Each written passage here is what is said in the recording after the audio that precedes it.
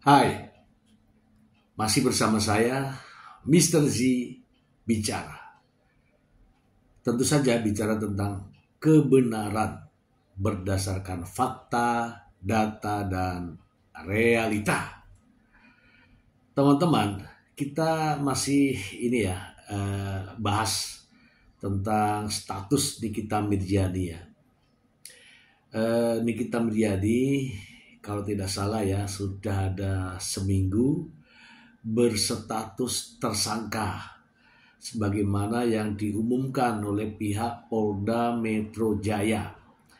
Nikita Mirzani ditetapkan tersangka oleh Ditres Cyber Polda Metro Jaya terkait dengan kasus yang menimpanya. Ya, kasus Undang-Undang ITE, kasus pemerasan, dan juga kasus terkait dengan tindak pidana pencucian uang. Namun Nikita Mirzani tidak melakukan perlawanan hukum dengan melakukan pra-peradilan terhadap statusnya yang ditetapkan sebagai tersangka.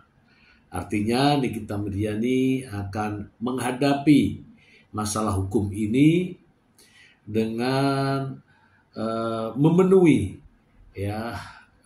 prosedur daripada proses penyidikan. Teman-teman, saya memiliki sebuah berita dan ini terkait dengan Nikita Mirzani. Supaya tidak menjadi fitnah teman-teman, saya langsung akan membacakan berita ini, informasi ini untuk Anda. Ya. Dari mana nih? Dari radar Bali.co.id. Lebih seminggu jadi tersangka dan tak kunjung ditahan, media sosial diramaikan tagar tangkap Nikita Mirzani. Ini bukan saya ya, ini beritanya. Denpasar Radar Bali, Jawa Poskom. Penetapan status tersangka Nikita Mirzani saat ini telah memasuki minggu kedua. Status tersangka yang disandangnya tersebut akibat laporan dari Reza Gladys terhadap kasus pemerasan dan ancaman yang dilakukan Nikita Mirzani serta asisten pribadinya Mail Saputra. Kendati telah seminggu menjadi tersangka, namun Nikita Mirzani tak kunjung dibui. Hal tersebut membuat gerah netizen, terutama para haters yang telah muak dengan huru-hara yang diciptakannya. Terlebih lagi Nikita saat ini telah resmi tersangka, malah terpantau sibuk live medsos dan mengisi podcast. Tentu saja hal tersebut memantik amarah para rivalnya. Bahkan pengacara Reza Gladys turut serta menyuarakan kinerja kepolisian yang tak kunjung menahan Nikita. Menurut pengacara Reza, pihak kepolisian harus tegak lurus memenjarakan Nikita, mengingat bukti dan saksi telah dirangkum. Tidak ada alasan untuk kepolisian terus menunduk penahanan ibu 3 anak tersebut. Menunda mungkin ya. Senin lalu Nikita mangkir dari panggilan polisi untuk agenda BAP. Dan adapun jadwal selanjutnya adalah Senin 3 Februari 2025, besok ya teman-teman ya. Menurut pengacara Nikita Mirzani, Fahmi Bahmid, kliennya meminta keringanan penundaan pemanggilan mengingat dirinya yang mencari nafkah sendiri. Fahmi mengajukan keringanan waktu untuk kliennya bisa bersama keluarganya di awal puasa ini. Menunda ya teman-teman ya, untuk menunda. Adapun jadwal pemeriksaan selanjutnya adalah hari Senin tanggal 3 Februari 2025 esok. Dan besar kemungkinan Nikita langsung ditahan. Kendati kuatnya kemungkinan tersebut tak lantas membuat para netizen terutama rival Nikita bisa bersabar. Mereka terus menyuarakan penangkapan Nikita di media sosial. Terlebih lagi baru-baru ini terpantau ia sibuk menikmati berbagai kuliner di kanal YouTube-nya. Akankah Nikita menjadi tahanan esok Senin atau justru pihak kepolisian kembali mengundur waktu penahanannya? Oke, ini berita online ya teman-teman ya. Nanti kita akan membahasnya bersama teman-teman semua. Ya, infonya sudah ada, tinggal kita yang membahasnya. Baik teman-teman ya, kita bahas ya. Nikita Mirzani ditetapkan sebagai tersangka dengan 3 undang-undang yang berbeda ya. Yang pertama adalah pasal 27 untuk pasal 45 Undang-Undang ITE ya. Undang-Undang ITE itu Undang-Undang nomor 1 tahun 2024 ya. Kemudian perbuatan pemerasan ya, yaitu pasal 368 KUHP. Dan yang ketiga adalah Undang-Undang Tindak Pidana Pencucian Uang ya, Undang-Undang nomor 8 tahun 2010 ya. Kalau ini pasal 4 dan pasal 5. Baik teman-teman. Penahanan ini tadi yang diberitakan terkait dengan penahanan. Mengapa seorang tersangka harus ditahan? Ada beberapa alasan. Apakah alasan itu yang akan menjadikan ya penyidik melakukan wewenangnya? Yang pertama adalah dikhawatirkan melarikan diri, itu ya. Yang kedua, dikhawatirkan mengulangi perbuatannya. Dan yang ketiga adalah dikhawatirkan merusak atau menghilangkan barang bukti. Itu alasan-alasan mendasar dilakukan penahanan. Oke, nanti ini kita bahas ya. Kita bahas dulu yang kaitannya dengan Undang-Undang ITE, yaitu pasal 27B ya, pasal 27B. Pasal 27B Undang-Undang ITE mengatur tentang ancaman kekerasan dan pencemaran yang dilakukan melalui informasi elektronik dan atau dokumen elektronik. Bunyinya adalah sebagai berikut ya. 1. Setiap orang yang dengan sengaja dan tanpa hak mendistribusikan dan atau mentransmisikan informasi elektronik dan atau dokumen elektronik dengan maksud untuk menguntungkan diri sendiri atau orang lain secara melawan hukum. 2. Dengan ancaman kekerasan, memaksa orang untuk memberikan suatu barang, memberi utang, membuat pengakuan utang, atau menghapuskan piutang. 3. Dengan ancaman pencemaran atau dengan ancaman akan membuka rahasia, memaksa orang untuk memberikan suatu barang, memberi utang, membuat pengakuan utang, atau menghapuskan piutang. Ya kalau saya melihat dari pasal ini dengan kondisinya Nikita Mirzani teman-teman, saya melihatnya dari sini ya.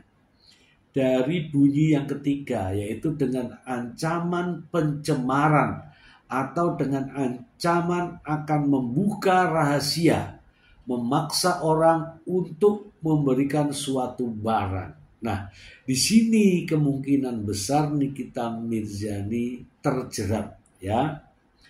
Namun saya tidak tahu secara persis apakah ini yang dimaksud.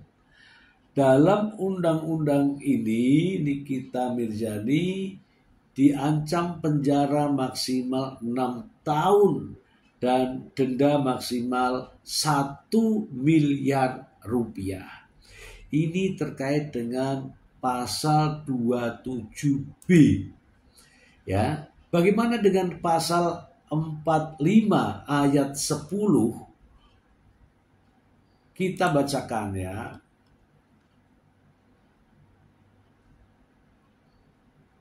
Pasal 45 ayat 10 yaitu pelanggaran pasal 27B ayat 2 dipidana dengan penjara paling lama 6 tahun atau denda paling banyak 1 miliar rupiah. Ini hanya penegasan saja ya, kaitannya dengan pemindanaan.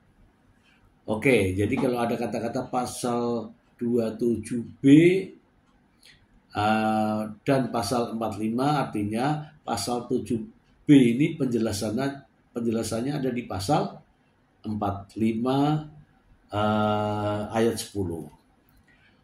Oke, selanjutnya kita ke pasal yang satunya, yaitu terkait dengan pidana umum ya. Pidana umum pemerasan ya, pemerasan. Ini kan sudah dikena undang-undang khusus, tapi kena lagi undang-undang umum. Ya kita bacakan saja ya. Pasal 368 KUHP mengatur tentang tindak pidana pemerasan, yaitu memaksa seseorang dengan ancaman kekerasan untuk memberikan barang, uang, atau melakukan sesuatu yang menguntungkan pelaku. Ini adalah ya, barang siapa dengan maksud secara melawan hukum, menguntungkan diri sendiri atau orang lain, memaksa seseorang dengan kekerasan atau ancaman kekerasan. Di sini ada bunyinya, mengancam kekerasan dengan kekerasan atau ancaman kekerasan, supaya memberikan suatu barang yang seluruhnya atau sebagian adalah kepunyaan orang itu, atau supaya memberikan hutang maupun menghapus piutang, dengan ancaman pidana selama 9 tahun penjara. Ini biasanya ya itu yang penculik itu ya, minta tebusan itu ya. Jadi dengan ancaman kekerasan. Tapi kalau Nikita Mirzani kayaknya ya debatable ya, masih bias lah terkait dengan penetapan dengan pasal yang ini. Oke ya. Kemudian kita melihat ke pasal 4 Undang-Undang Nomor 8 Tahun 2010 tentang tindak pidana pencucian uang. Kita coba membacanya di sini. Setiap orang yang menyembunyikan atau menyamarkan asal-usul harta kekayaan yang diketahuinya atau patut diduga merupakan hasil tindak pidana, dipidana penjara paling lama 20 tahun penjara atau denda paling banyak 5 miliar. Nah, apakah kira-kira Nikita Mirzani masuk di sini? Mari kita kupas ya. Di sini bunyinya adalah setiap orang yang menyembunyikan. Menyembunyikan mungkin nggak di ini ya. Nggak diberitahu penyidiknya ya. Kemudian menyamarkan asal-usul harta kekayaan yang diketahuinya patut diduga. Oke, Nikita Mirzani kan mendapatkan uang dari Reza Gladys sebesar 4 miliar. Apakah ini dilaporkan atau tidak? Apakah ini sebagai penghasilan? Apakah sebagai harta Nikita Mirzani? Ataukah sudah habis? Ya, kita tidak tahu. Disinilah yang dimaksud dengan menyembunyikan. Kalau tidak disembunyikan, sebaiknya ya diserahkan sebagai barang bukti. Oke. Menyembunyikan atau menyamarkan asal usul harta kekayaan. Itu pasal 4. Bagaimana dengan pasal 5? Nih ya, pasal 5. Tindak pidana pencucian adalah perbuatan yang dilakukan dengan menempatkan, mentransfer, membayarkan, atau mengalihkan harta kekayaan yang diketahui patut diduga merupakan hasil tindak pidana. Oke, jadi harus dibuktikan dulu apakah perbuatan kita untuk mendapatkan uang 4 miliar itu yang didapatkan dari seorang Reza Gladys, apakah sebagai suatu tindak pidana. Kalau bisa dibuktikan bahwa itu sebagai tindak pidana, seperti yang di depan tadi terkait dengan undang-undang ITE, akan membuka rahasia dan sebagainya, berarti masuk pada pasal ini ya, pasal 5 terkait dengan tindak pidana pencucian uang. Nah, teman-teman, sudah clear ya terkait dengan pembahasan pasalnya, sudah clear. Kita kembali lagi membahas terkait dengan penahanan. Seperti yang saya jelaskan tadi, bahwa syarat-syarat penahanan ya antara lain adalah dikhawatirkan melarikan diri, dikhawatirkan mengulangi perbuatannya, dikhawatirkan menghilangkan atau merusak barang bukti. Oke, ada sih sebenarnya yang lain syarat-syarat subjektif. Namun itulah ya yang sering dipergunakan ya oleh penyidik sebagai syarat subjektif ya. Apalagi syarat-syaratnya? Syarat-syaratnya diantaranya adalah tersangka diancam dengan kurungan minimal 5 tahun. Nah, kalau saya melihat ancamannya tadi, ada yang 6 tahun, ada yang 9 tahun, ada juga yang 20 tahun. Terkait dengan ITE tadi 6 tahun, terkait dengan pemerasan 9 tahun, terkait dengan TPPU 20 tahun. Nah, karena minimal adalah 5 tahun, maka pasal-pasal ini bisa saja ini menjadi hak dan wewenang dari pihak kepolisian. Biasanya ketika seseorang sudah ditetapkan sebagai tersangka dalam kasus-kasus tertentu, akan ditindaklanjuti dengan penangkapan, walaupun dia dipanggil, kemudian akan ditangkap, kemudian akan dilakukan penahanan. Nah, bagaimana dengan Nikita Mirzani? Nikita Mirzani 1 kali mangkir ya dari panggilan, 1 kali ya kan. Kemudian insya Allah tanggal 3 besok nih, ya hari ini ya, akan hadir di sini, statusnya sudah tersangka. Maka berita acara pemeriksaannya yaitu berita acara pemeriksaan tersangka. Nah, dengan setelah diperiksa Nikita Mirzani sebagai tersangka, maka bisa saja Nikita Mirzani dilakukan penahanan untuk 20 hari ke depan. Kalau tanggal 3 mulainya sampai tanggal 20, berarti ya sampai tanggal 17 atau 18. Nah, dari 18 ke 40 hari berikutnya akan diperpanjang. Apakah akan dilakukan penahanan? Lagi-lagi, semua ini adalah hak dan wewenang dengan mempertimbangkan yang tadi saya sudah sebutkan. Antara lain adalah melarikan diri. Ada potensi nggak melarikan diri? Yang kedua, mengulangi perbuatannya. Ada potensi nggak mengulangi perbuatannya? Ya kan? Yang ketiga, menghilangkan atau merusak barang bukti. Mungkin ada beberapa barang bukti yang belum disita oleh pihak kepolisian. Nikita Mirzani memiliki potensi untuk itu. Ya atau tidak? Nah, itu tergantung bagaimana pertimbangan dari penyidik. Namun teman-teman, saya melihat dari kebiasaannya.